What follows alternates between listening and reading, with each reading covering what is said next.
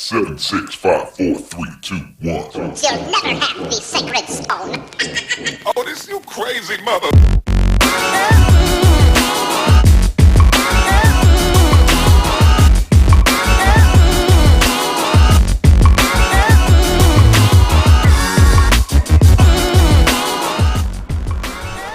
All right. Welcome to the 21st episode of Amateur Hour. It's old enough to drink now, so that's good. We're coming to you recorded from Tio Juanita's fish camp in Lumberton. If you come here to eat food, you can look forward to not having a fork and eating your entire fish entree with a knife. It's actually kind of fun, but slightly cumbersome. Anyway, this is Amateur Hour. I'm Cody, here with Troy. Hey. And we're here to talk about Southeast Texas Flag Football League and the results from the playoffs last week for the 2017 Fall League. So, Troy, we'll go one game at a time and go ahead and introduce the first one. All right, well, let's start with the 10 o'clock game, the 5 versus 4 seed. The 5 seed Herd played the 4th seed, the Trill Black Panthers. Oh, man. All right. So, my sum up of that was it was a good game, and then folk from the Herd dropped 2 simultaneous passes. I'm sorry. Back-to-back passes. Back-to-back. What's that other word? Continuous? Contiguous? Continental? Anyway, 2 passes in a row in the end zone in the closing seconds to lose the game, which propelled the Black Panthers to go forward to the next round. With a 13-8 win. 13-8 win, which you might think is low scoring, but just wait here in a minute and we'll tell you about the other ones. All right, who's next? The 11 o'clock game was the 7 seed Squad against the 2 seed Showstoppers. Well, the Showstoppers just dominated that game. It was, I think it was 40-8. 40-8, yes. Yeah, there wasn't a whole lot to it. The Squad badly needs a quarterback to throw to David Dixon, and Troy Freeman might be that guy, but they have to keep him there and let him do it a little more. And David needs to be the guy to just go up and get the ball. I agree. And the Showstoppers were just unstoppable in that game. Yeah, the Showstoppers were great. Even though they didn't have their normal quarterback, Chris Cunningham did a good job in that game. But things changed. Who's next? Well, the next game could be considered the upset of the century. The next game is the upset of the century in flag football terms. The 8th seed Expendables against the number 1 seed undefeated defending champs Jack Boys. That was an awesome game. That was fun. Man. You know, the Expendables played defense awesome. They were everywhere. They were pulling flags. They held the Jack Boys to 26, which is incredible in and of itself, because you could say, well, they only had 6 to start off with, but Boosie showed up pretty soon afterward. They had 7.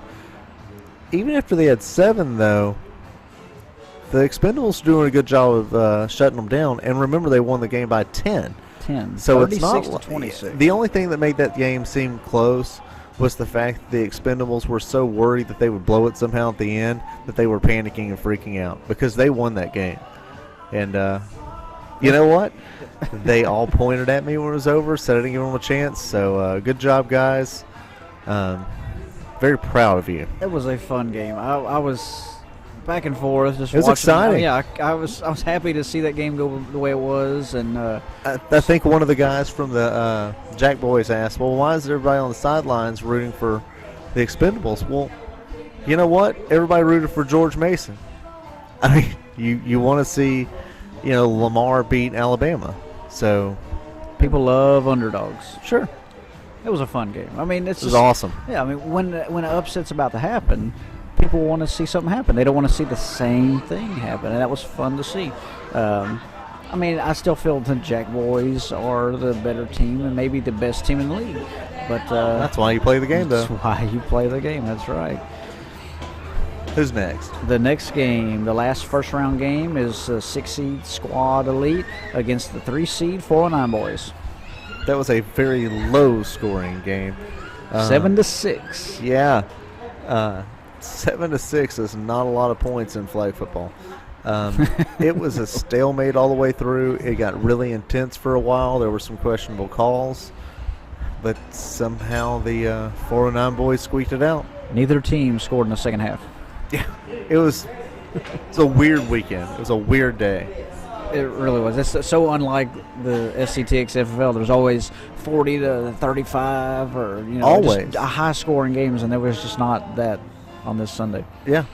All right, who's next? All right, so we moved to the second round. The semifinals went with the Expendables against the Showstoppers. And that was another game that was awesome. That the Expendables did not take advantage of opportunities and could have won that game. It was and got 18 to 12. 18 and to they had 12. a chance in the last moments to get the ball back and score. Because they were scoring at that point. I think they scored all 12 points in the second half. Yeah, right at the end, the last two drives. And they were doing well on offense. So I think if they would have got the ball back, they would have at least tied it. It was a great game. Yeah, though. Most unreal. impressive turnaround of the whole season right there. So let's see here. At this point, though, we're at Expendables upset Jack Boys. Yes. Everything else goes to chalk, correct? That is correct, yes. Okay, who played next? The second semifinal game was the Trill Black Panthers against the 409 boys. What was the score on that game? The score to that was the Trill Black Panthers 25, 409 boys 12. Hey, the Panthers have some athletes, and they do a really smart thing that whenever they're up, especially by a touchdown or two, they let time go away. Yeah. They sit and wait until the time. It works great. They just slowed down the game so much that nobody can get in a rhythm, and it worked for them. And they just kind of choked out the time in that game, made some great plays to score. There were some awesome catches. Yes. It shows you what you can do whenever you're a quarterback, and you can just throw it up to an athlete, and he can make a play. Yeah, it was fun just to see them make the plays too. I mean, it was interesting to see a team you didn't think would be there making it that far to the championship. So that's another upset. Yes. Okay, so go on. So the championship game is the 4-seed Trill Black Panthers against the 2-seed Showstoppers. It might have been my favorite championship game to watch that we've had so far, because it was so intense. Because Showstoppers are out of players. Diltz isn't there, their main guy, playing quarterback. Kunn's playing quarterback. Johnny Willis is there. Walt's there. All these people that have played forever. And they emotionally crumbled at some point. The Panthers just kept on trucking, us against the world mentality, and eked out 19 points to 13 points. 19 to 13. I mean, come on, that was what kind of defense in this championship? They gave up 8, 12, and 13 points. Yeah, that's because they have athletes. They have a guy that can rush quarterback that's unreal. And the teams that they played against, the Herd, the 409 boys, and the Showstoppers had something in common. They emotionally fell apart at the end of those games. Each of those teams did. Oh, yeah, I agree. And the Panthers didn't. They were having fun. They were enjoying playing. And it's good. I'm glad they won that way. You can see that they were so excited watching the other games while they were waiting for their next game. They were excited coming back, talking about, when did we play? Who are we going to play? It was just fun to watch their attitudes. Man, once the Jack boys got kicked out, got beat, eliminated, got eliminated from the tournament. Everybody perked up. The excitement, you could feel everybody was just so happy and excited. People were joking. Finally, we have a chance. Exactly. It was fun to see that atmosphere. Hell, I thought the Herd had a chance, and we were already been beat. Yeah, we would have. We got to turn the lights on and play the second half of the championship under the lights. It was fun, man. Very cool. It's a great atmosphere. Those guys are great. So congratulations, Trill Black Panthers, on your very first SETX FFL championship. We appreciate you guys, and Thanks for a great year, and thanks for everybody for a great year. And there is still only one team that has won 2 SETX championships. Who's that team? That is the Herd. Oh, They won the the first Herd. 2 championships. Now they're going to struggle next year without Troy Maddox. All right. Well, stay tuned for the, I guess you would call this the epilogue of the season, where we'll zoom you around the country and the state, even into outer space, to have the postseason press conferences for all the teams from the year. So stick around. Just a young gun with a quick fuse. I was uptight, wanna let loose. I was dreaming of bigger things and wanna leave my old life behind. Not a yes sir, not a follower. Fit the box, fit the mold, have a seat in the foyer. Take a number. I was lightning before the thunder. Welcome back. Here in segment 2, we're at Tia Juanita's fish camp, and that old slut's got some good stuff cooking. Not really, it was very average. But anyway, we're gonna go around the country and the state and the solar system to put the postseason press conferences with the general managers of all the teams together to let you guys know what their plans are for the season. So, Troy, I'll let you call each one of them in. So go ahead. All right. Well, first, hold on. We're holding. Someone just knocked over a chair. All right. Well, let's first go to BMS Goats headquarters in Winter Pool, Idaho, and the GM Bill Huff. All right, let's listen to Bill.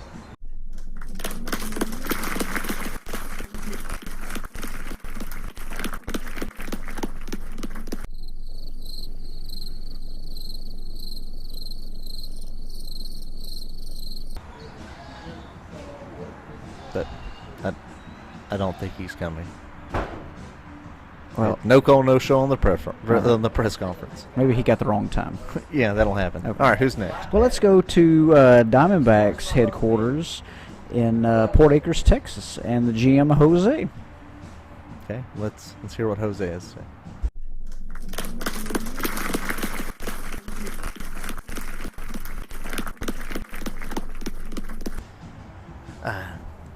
Yeah, this is Jose. I am the general manager for the Diamondbacks. And in this offseason, we're going to recruit a kicker because we had a lot of close games. And I've always liked soccer a lot. I'm going to make my players much more surly and not as pleasant. Any questions? There were no questions for Jose. Okay, who's next? All right. Well, let's go to the Punishers headquarters in Warren, Texas, and their GM, Jimmy the Mouth of the South Heart. You know, I heard he has pretty bad disease in later life, so I don't think he's as spunky as he used to be. Oh, well, let's hope he can at least handle the press conference. We're going to beam it in now.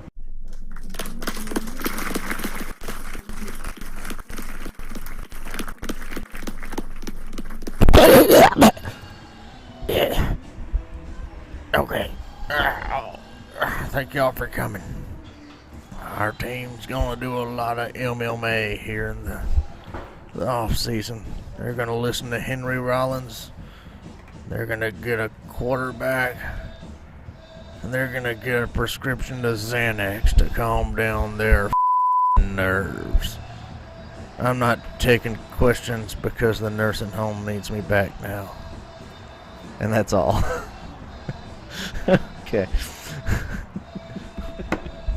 All right. Man, he was pretty Pretty spunky upset. for an old guy. He seemed like he needed some Xanax. He was pretty angry. Well, they didn't have tapioca pudding today. At the Well, that nursing does home. happen. I hear that the Purple Cobra's GM is coming to the dais now, so let's go to Globo Gym and to the GM, Whiskey Thomas.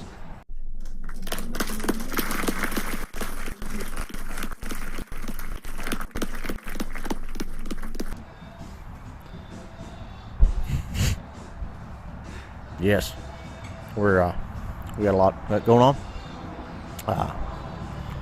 Wear a lot of hats in this organization. A lot of big hats. Hat right now I'm wearing, got to be a hat of a guy who's pretty humbled. Pretty bad season. I think we're going to have to consult with some elder flag football statesmen. So, any questions? Question. Plans for the future. Go ahead. Go ahead. Plans for the future. There, Mr. Plans Mr. for the Thomas? future. Yeah, only the present's guaranteed. We don't plan for the future here. Next question. No, new person. Okay, same old person. Go ahead. No, thank you. That's okay. Go answer my question. I've had enough. I'm going. All right. He had a giant cowboy hat on. It's really weird. He looked like Norm Macdonald. it was bigger than a normal hat. Yeah, it was much bigger. All right, let's go to the Outlaws headquarters, and they are behind Target in Beaumont, and their GM Lester. What's his last name? Relator Lori. He's a new GM for the team.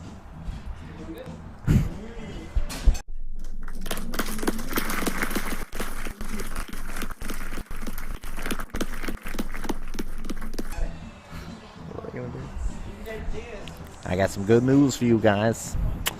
I'm gonna chew on this straw a little longer. Makes me look like a tough guy. And we're gonna merge. We're gonna tap the Expendables for a merger. We're gonna be the Outlaw Expendables. People that are outlaws, but they're expendable. They can be thrown away, but they're against the law. You see, that's how it's gonna be. Y'all need anything else from me? Go ahead, little girl. This is pretty big news. Have we heard anything from the Expendables side? No, they're yet? going to do what we say. They owe us. Oh, okay. They owe us big. Don't worry about it. You want to be wearing cement shoes, kid? Yeah, we're the Outlaws. That's a play on words. All right, let's go to the next one. That was weird. He was pretty mad. These people sound very similar to one another. And the people asking questions, too. It's weird. They sound similar, too. Well, now I want to hear what's going on between Outlaws and Expendables. So let's go to Expendables headquarters with the GM Cody Courts, and the headquarters is here. Oh, thank you. Yeah, I talked to Mr. Relator from the Outlaws, and we are entertaining the possibility that Bruce and maybe even Sean Square, other people from that team, could come over and make us a little better. But look, we just knocked off the #1 seed. We are on the rise.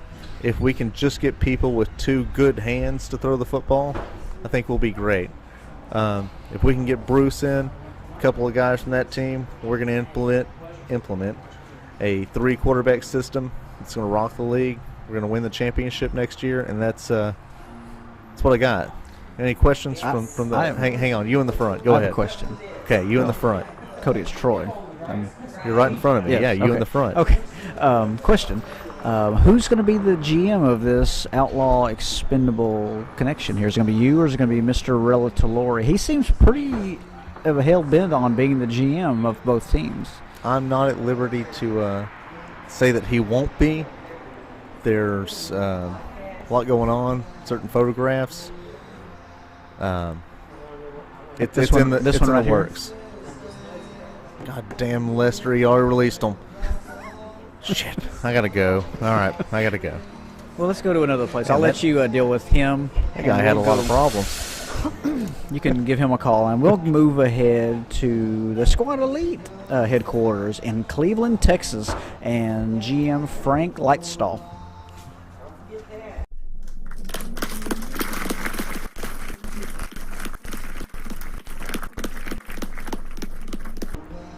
Yeah.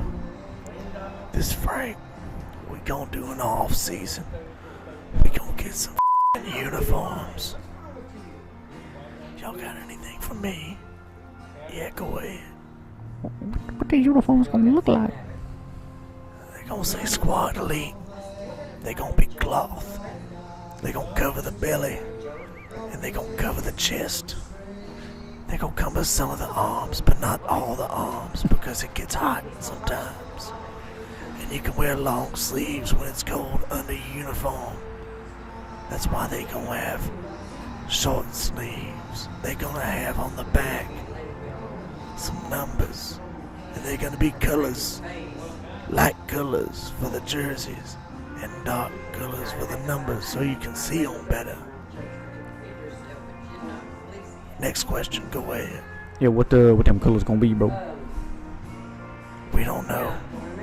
Maybe like an iridescent. Maybe like a purple. Maybe like a pink. Maybe like a hot orange. Maybe like a hot orange with the cream colored colors. Or cream colored numbers. You can't color cream. Everybody knows that. Okay, I think that's enough. He was already walking off as he was talking. He was done. He just started walking off. It was weird.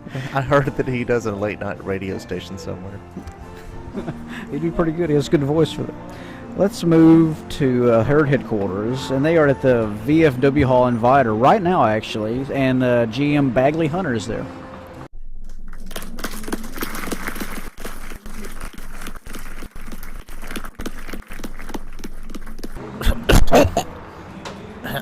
Hello. Is this?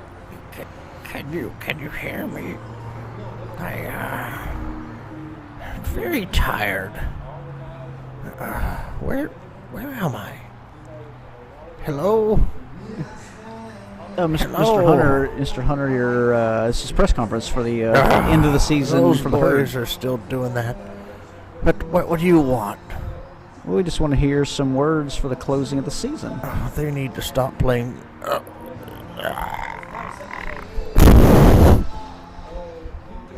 Did he just fall? Hello? I think he just fell. He's done.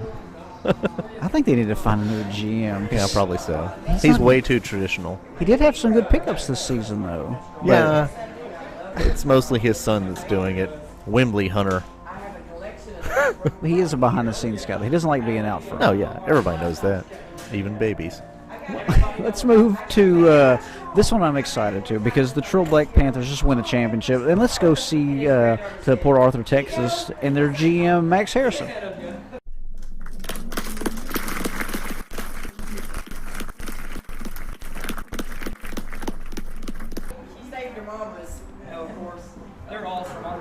Yeah, man. Hey, we won, folks. We won, and that's enough said. All right, we'll go on to the next one. Man, that's pretty good. They did win. They did win, and Yeah. he also just walked off the stage. Let's look at the 409 boys. They're headquartered in Jasper, and it's their GM Randolph Smith.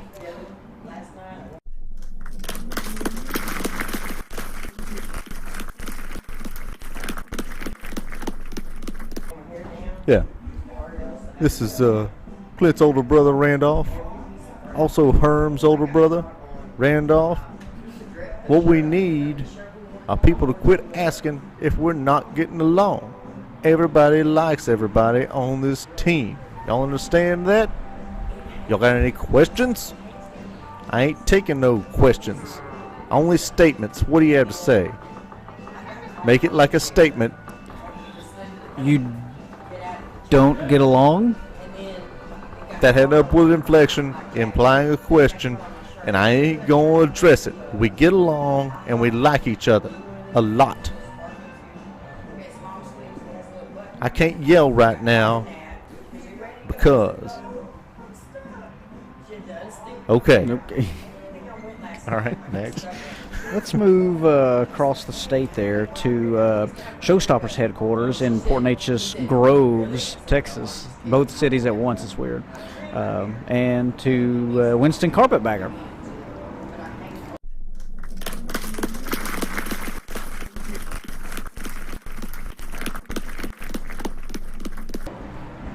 The Showstoppers are on to the Spring League.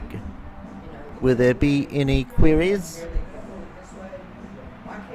There shouldn't be any queries because the Showstoppers are on to the Spring League.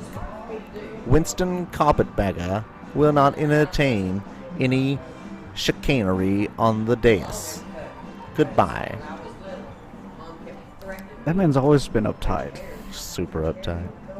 Even when they won, he said the same He's thing. got a great relationship with Jacob Diltz, though. And a great head of hair. Great head of hair. And the hardest one to get to, because it's hard to get reception for the Jack Boys. They're headquartered on the moon, and here is Toledo Rosen.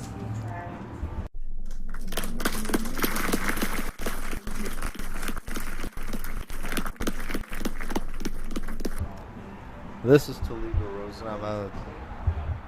It's real disappointed that we had our real tough loss there with the Expendables. Not. Can you guys hear me where you are? It's very tough, Mr. Rosen, but just kind of speak into the mic that's floating around your head right now. Well, I just want you all to know that with all of our hearts, we are sad that the loss that happened. We're not on the moon. Out of my house. I think that's enough for him. Okay. Well, I do hear that assistant GM Florence Washington had something to say. Oh, is she? Can we get her on the phone? Yeah, she's not on the moon. She's actually still on Earth. Oh, This is Florence. Yeah, I'm 48% on the Jack Boys, and the reason Overboard didn't win, they didn't throw it to Boosie enough. You throw that ball to Boosie, you gonna win. On Toledo over there crying in his pie, I say throw it to Boosie, win the game, and then you go celebrate after that. We gonna lay on the sideline throwing passes at each other like our legs don't work and having a good time after we lose in the playoffs. I miss that hard knuckle old school Jack Boys mentality of wanting to win. More Boosie, less playing around. This is Thorne. Florence was coming live from Keachie, Texas. I'm still here. I can hear you talking to me, little man. This is Keachie. This is Florence from Keachie. You don't need to be disrespectful in your elders. let's see if we can hang on. I think she's off now. Okay. That was. I'm glad she had something to say. It was hard to talk to Toledo. She had something to say, and I think she's right. That was Toledo claimed to be on the moon, but really he was crying as an apartment. That was fun. That was good to get the information from everybody. We got to speak with everybody. That was good. Yeah, I'm glad we got them all on the phone. Well, Troy, it was a good year. I enjoyed it. I hope you did. I hope everybody that played did. So we look forward to the next season. We're going to start probably mid to late February. Just pay attention to Facebook, Twitter, and the website, and it'll be on there as soon as we know something. Yeah, it was a good time. Everybody had a good time. I think we had some new stars emerge. We had some great celebrations. Yeah. The Expendables will have to get more arrows for their season. Yeah. They used a lot. Yeah, well, poor Chris. He's out of them. Yeah. But that was fun. Seeing the Expendables get to the semifinals, seeing the Trill Black Panthers win the whole damn thing. That's awesome. I mean, It's good times. God, that was fun. Everybody had a chance to win the whole thing, and that was fun. Yeah, so we enjoyed it. We love all of you. And come on back in the Spring League and have a good time with us. Good luck.